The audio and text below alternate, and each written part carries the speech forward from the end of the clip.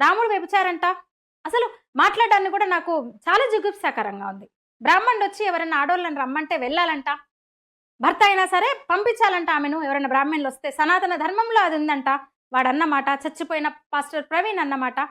"ఏమమ్మా సీతమ్మ" రాముడు అన్నాడంట, "ఏమమ్మా సీతమ్మ, నిన్ను నీ మీద ప్రేమతో నేను గెలుచుకోవడానికి ఆ రావణుడితో యుద్ధం చేయలేదు. అట్లా అనుకుంటున్నావేమో.